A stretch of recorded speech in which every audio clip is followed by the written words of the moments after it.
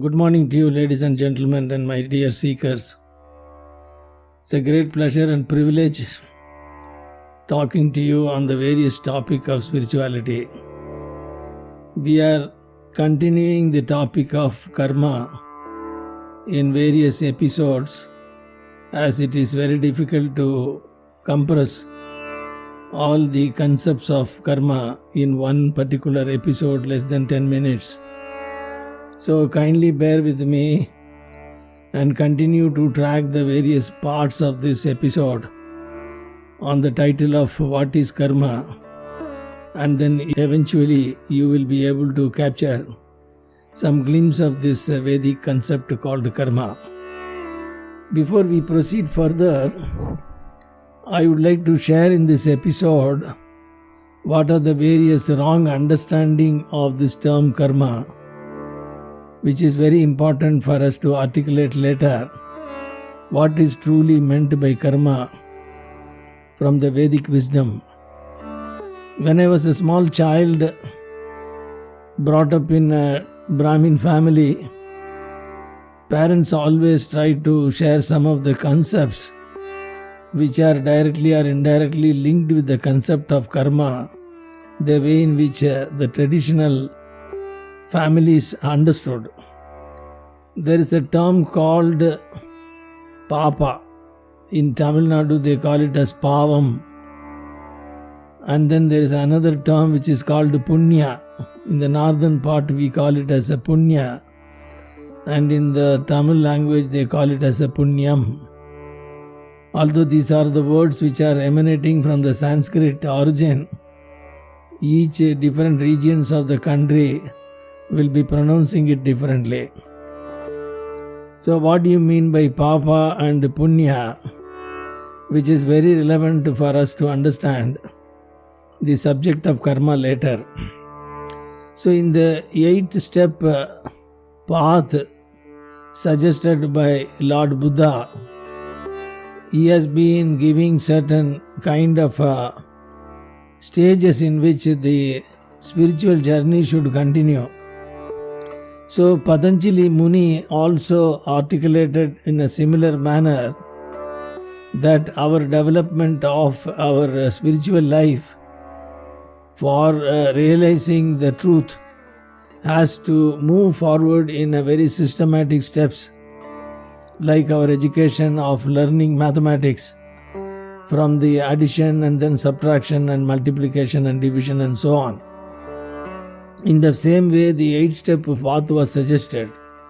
That means we need to start from developing certain aspects of our life which are not doing any harm to the creation in any form. These are given as the fundamental principles of doing punya.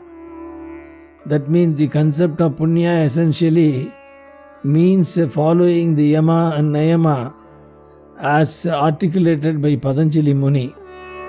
Yama really means that there are certain things that we have to avoid doing in our life.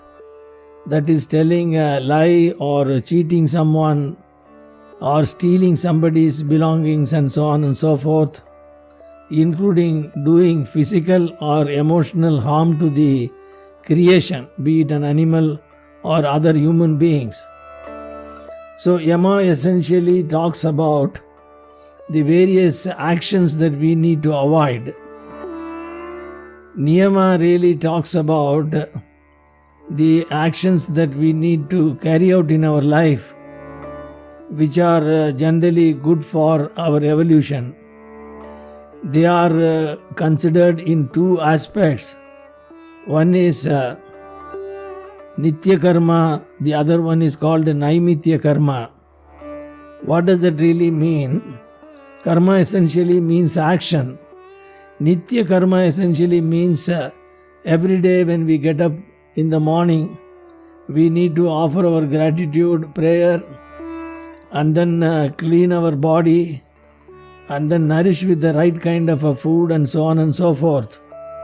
That means on a every day-to-day life, there are certain activities we are supposed to perform in order to maintain the purity of physical being. They are called nithya karma. Nithya means daily. Naimitya karma really means is there are certain social obligations all of us have got. Maybe if someone is sick, going and seeing them and giving them an emotional support, or someone lost somebody in their family, going and helping them for the cremation and consoling them, or if somebody has invited us for any of the function where their exuberance and happiness is multiplied due to our presence there, these kind of occasions are not missed. That is what is called naimitya karma. That is the social obligation where we are one of the elements in the complex system called society. So helping others when they are in need is also part of a naimitya karma. That means some of the actions that we are not supposed to undertake, there are certain actions we are supposed to undertake are covered in the yama and niyama. So they are called karma. From this illustration, we will also get a connotation of the term karma is essentially action.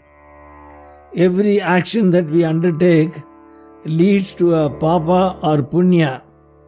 So whenever we are indulging in any actions which are coming under the category of yama, that means they are all creating sins. Papa. Whatever actions that is coming out of the niyama or coming out of the punya, that means that the do's and don'ts are covered in terms of our actions. So from this explanation, it appears karma refers to action. That means every action that is leading to some kind of a memory or incrustation of some kind of a vasana, as the Vedic term says. That means karma is not ending up only in terms of an action, but it is also leading to some kind of an outcome which are intrinsically written somewhere as our impressions. So going forward, we will develop this in greater detail.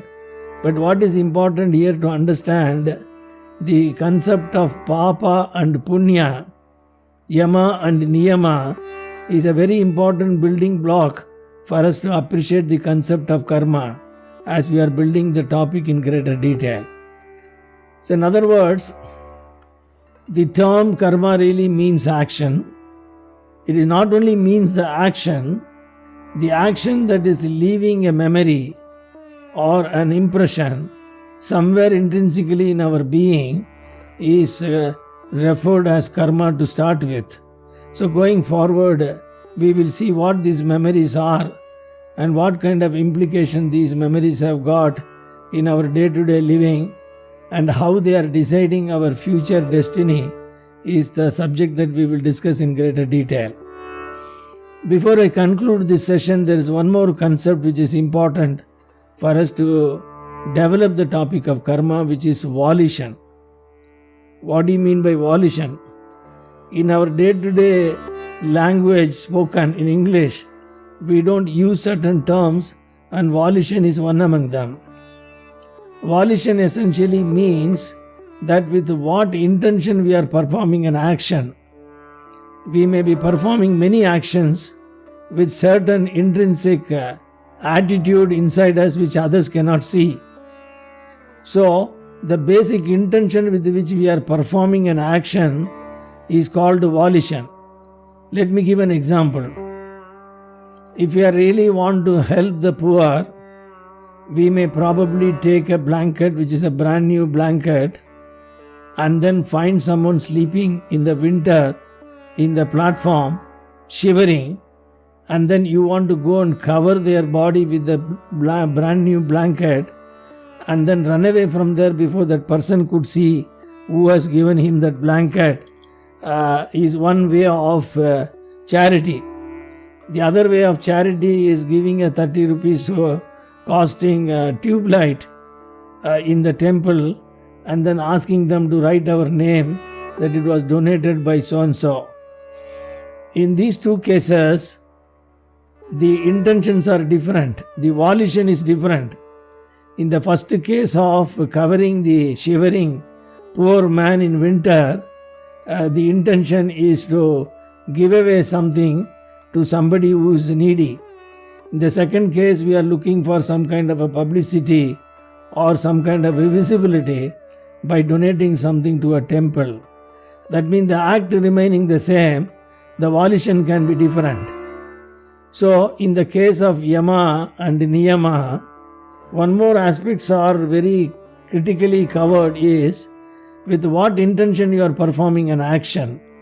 That means you may go for a wedding, somebody has invited you, and you may be cursing that your holiday has been spoiled, and then you may go there and probably show you some kind of a sporty look and then go and smile and wish them.